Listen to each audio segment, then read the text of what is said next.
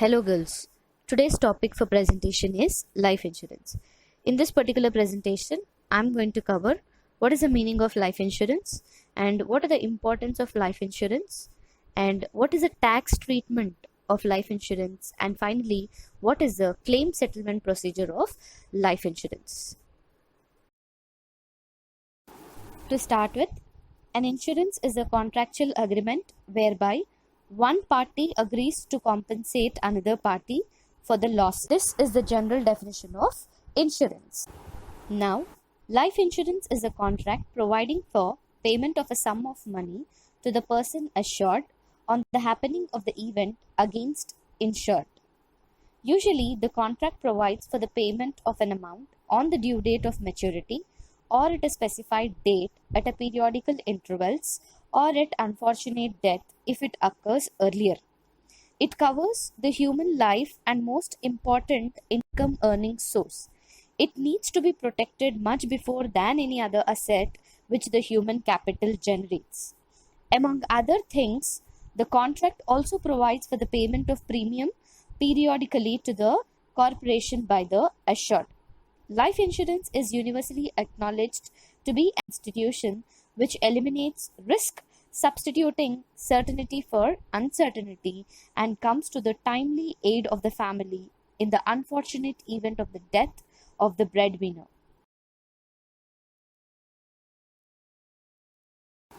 Importance of life insurance. The following are the important aspects of life insurance. To start with, protection. Savings through life insurance guarantees full protection against the risk of the death of the savior. In life insurance, on death, the full sum assured is payable, whereas in other insurance schemes or other saving schemes, only the amount saved with interest is payable. Next, we have aids to theft. Life insurance encourages theft. That is, long-term savings can be made in relatively painless manner because the insurers pay in the way of premium either monthly or quarterly or half yearly, which is dependent upon the policy terms and conditions. Next, we have liquidity. Loans can be raised on the sole security of the policy which has acquired loan value.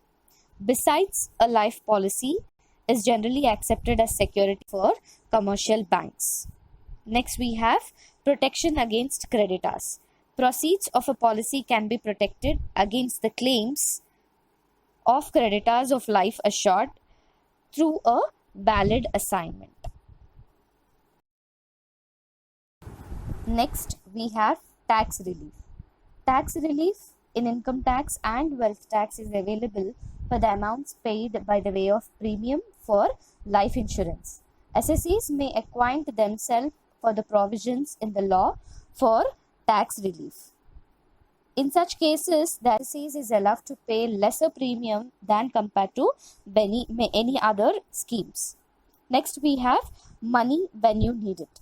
A suitable insurance plan or a combination of different plans can be taken out to meet the specific needs that are likely to arise in future, like for example, children's education, start in life, or marriage provisions, or even periodical needs for cash over a stretch of time. Alternatively, policy money can be so arranged to be made available at the time of one's retirement for the services to be used for any specific purpose. Let's say, for example, people might be dreaming of building their own house after their retirement. So this kind of policies will be very much helpful for them. And lastly, I can say that life insurance is the most predictable way to ensure definite payments on one's death without having to resort to conversion of asset at a loss. Next, we have tax treatment of life insurance. We all know that there are so many life insurance companies in India which offer hundreds of plans for various needs and age groups, but we need to think based on the tax implications that we are going to receive while we choose a particular plan. Okay, now some of the tax implications for life insurances are to be discussed here under. To start with, we have deductions under section 80C. So section 80C is only for the individuals with no disability. Yes. Now, if it is for the disability or any other disease referred to us, now for that the section differs, like section 80U and section 80DDB. Yes. Now, for an individual, what is that? The reduction that is to be available for a particular individual. Okay. Here also we have two conditions, like policies that are issued after April 1st, 2012 and before April 1st, 2012. That might be because of due to changes in the percentages. Okay. Now, to claim this particular deduction, we have to see to it that two conditions. That means for the policies which have been after April 1st, now for that, what is the deduction? There is a condition. Whatever premium that you pay, it should not exceed 10% of the sum assured. Okay. Now, for the policies that are issued before April 1st, now whatever premium that you paid should not exceed 20% of the sum assured. Now, if your premiums paid is falling under these two conditions, you will be eligible to enjoy the deductions under section 80C. Next, we have exemptions under section 10, subsection 10D, that is on maturity amount received. Yes, here I will consider the same two conditions which I have been discussing you all in the first point, that is the policies that are issued after April 1st, 2012 and before April 1st, 2012. Why I am stressing on this period is there is a condition on the amount of premium that is paid. Like, if for the policies that are issued after April 1st, the premium should not exceed 10%. If the policies which are issued before April 1st, 2012, the premium amount should not increase 20% of the sum assured. Now, if the person is falling under these two conditions, yes, now in that case, any amount which is received on maturity of a life insurance policy or any amount that a person receives as a bonus is completely exempt from income tax under this particular section. Next, we have no exemption from income tax on the maturity of policies. Now, till now we were discussing for the policies which fall under those two particular conditions, like 10% and 20%. Now, what if the policies exceed the 10% or 20%? Now, where the premium paid is more than 10% of the sum assured, any money received from a particular life insurance policy where the premium is more than 10 or 20% of the sum assured, as the case may be, till now whatever we have been discussing, it is fully taxable. Okay, if it is falling under that conditions, the above two exemptions would be availed by a particular person. But if the sum assured is increasing 10% or 20%, then definitely entire amount that they receive on maturity of that particular policies will be taxable. And lastly, we have TDS on life insurance policy. Now, starting from October 2014, any amount which is received on life insurance policy, if it is more than 1 lakh on policies that are not covered on the exemptions that discussed till now, like section 10 subsection 10D, then the TDS would be deducted at 1% on the amount. Okay, this is when before making the payment. Okay, now TDS will be deducted on bonus payments too. Now, any amount that is received and it is less than 1 lakh, no TDS shall be deducted. But remember, whatever amount that you receive on maturity will be completely taxable. But one advantage that you can receive is you can claim for the credit for the TDS deducted in your income tax returns. So these are the tax implications that any individual need to consider before choosing a life insurance policy. Next, we have claim settlement process of life insurance. What do you mean by a claim? A claim is the payment made by the insurer to the insured on the occurrence of the event which is specified in the contract agreement. Now, this is paid in return for the premiums paid for the insured against the policy. Now, the easy and timely settlement of a valid claims is an important function of any insurance company. And apart from tax implications, another important aspect which an individual or the insured should think of before choosing a policy is claim settlement procedure. Yes, now a claim may arise in three basic conditions like death claims, which is further divided into early death claims and non-early death claims. And next we have maturity claims, that is policy maturity claims and survival benefit claims. And lastly we have rider claims.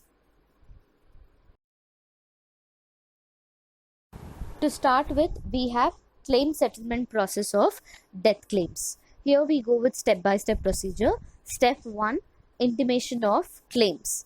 The claimant must submit the written intimation as soon as possible to enable the insurance company to initiate the claim processing. The claim intimation should consist of basic information like policy number, name of the insured, date of death, cause of death, as well as the place of the death and on whose name the policy is being, etc. Now, this intimation form is can be availed from nearest branch of that particular insurance company or by downloading it from the company's website. Next, we have documentation. Now, what all the documents that need to be attested along with the claim intimation form, like certificate of death, proof of age, deeds of assignment, policy documents, and any other document as per the requirements of the insurer. And next, we have step 3, submission of required documents for claim processing.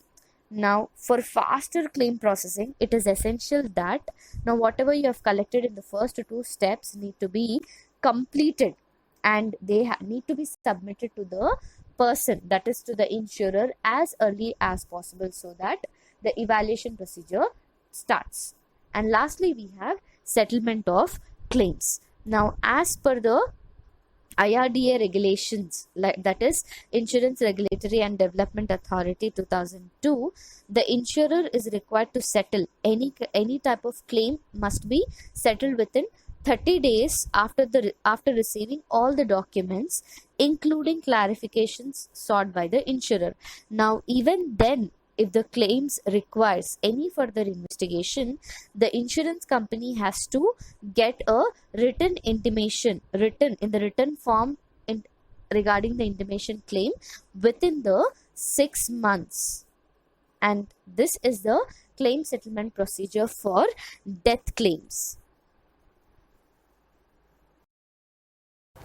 Till now we have been discussing what is the claim settlement procedure for non-early death claims. Now, if at all we have to go for early death claims, now all the 4 steps that we have been discussing, that is intimation of claims, documentation, submission and settlement, these all 4 steps are the same, but only thing that differs is in step 2, that is in the documentation, apart from the documents that I have discussed, another documents, that is few more documents that need to be attested is statement from the hospital if the deceased has been admitted, and certificate of medical attendant of the deceased giving details of his last illness, certificate of cremation or burial to be given by the person of known character or responsibility present at the cremation, and lastly certificate by the employer if the deceased was an employee. This is regarding death claims. Next, claim settlement procedure for maturity as well as survival claims. The payments by the insurer to the insured on the date of maturity is called as your maturity payment. The amount payable at the time of maturity includes a sum assured and bonus or incentives if any. The insurer sends in advance an intimation into the insured with a blank discharge form for filling various details in it. And then it need to be returned to the office along with the original policy documents and ID proof and age proof if it is not submitted earlier, as well as any assignment if any, or a copy of the claimant's bank passbook, as well as a cancelled check. Now, settlement procedure for maturity claims is simple. After receipt of completed and stamped discharge, the person entitled to the policy money along with the policy documents. The claim amount will be paid by the account payee check. Now, regarding the maturity claims, certain points need to be remembered, like if the life assured is reported to have died after the date of maturity but before the receipt is discharged, the claim is to be treated as the maturity claim. Yes, and paid to the legal heirs, like the nominees. In this case, the death certificate and evidence of title is required. Now, whereas in a case where the assured is known to be mentally retarded, a certificate from the court of law under the Indian Lunacy Act appointing a person to act as a guardian to manage the properties of the lunatic should be called for. Now, these two, if you look into the procedure, more or less everything is same as your death claims. Only the thing is, this is maturity. That means on that particular period, after the completion of period, the policy will be matured and the amount will be paid to the insured. Yes. Now, there also they need to submit few documents like ID proof, age proof, bank passbook. Yes. And here one more thing is your cancel check. Only two things that you have to remember is, once you have done with the maturity and the death takes place after the maturity, it will be considered as a maturity claim only, and the amount will be handed over to the persons who are the legal heirs for that particular person, who have been on the name of the person whose name the policy has been taken for. Yes, this is for the maturity claims. Now, if it is for the survival claims, now for that a policy bond as well as the discharge voucher is required to be submitted in order to enjoy the benefits of survival benefit claims. Now, here this is the claim settlement process for maturity and survival claims. And lastly, we have rider claims. A rider is an insurance policy provision that adds benefits to or to amend the terms of the basic insurance policy. Rider provides insured parties with options such as additional coverage, or they may even restrict or limit the coverage of that particular policy. There is an additional cost if a party decides to purchase a rider. Obviously, we know that any activity in the business will not be done free of cost, right? A rider is also referred to as an insurance endorsement. It can be added to policies that cover life, home, auto, or rental units, etc. Some policyholders have specific needs which are not covered by a standard insurance policy.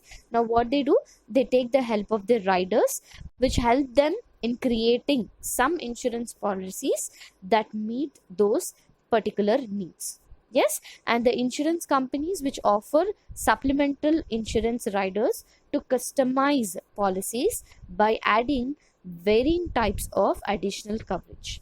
The benefits of insurance or the riders include increased savings from not purchasing a separate policy. Obviously, when something is available at one place, why would we go for purchasing multiple products, right? And the option to buy different coverage at a later date. Now, depending upon the policy, we tend to go by whenever we require. Now, this will eliminate such kind of work to a policy holder.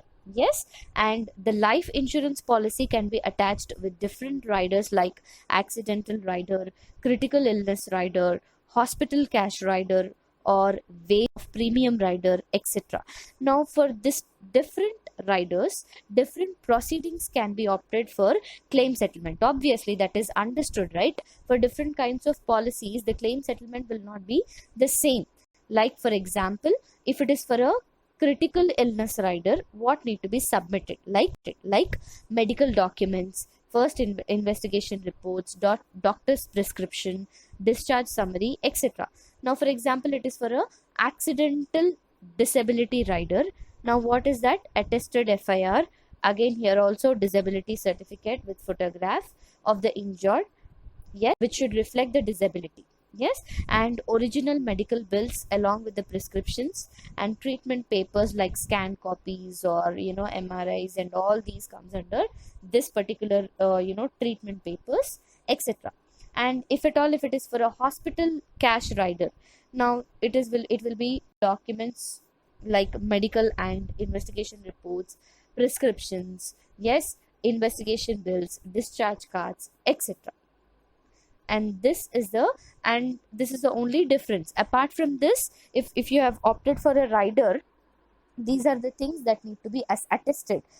After attestation, again the procedure goes on the same, like how the procedure for the death claims that we have discussed, yes, like intimation of claim, documentation, submission, and settlement of claim. These four steps are common for any type of claim settlement process. Only the thing is, the documents that we produce, yes, for different types of claims is different.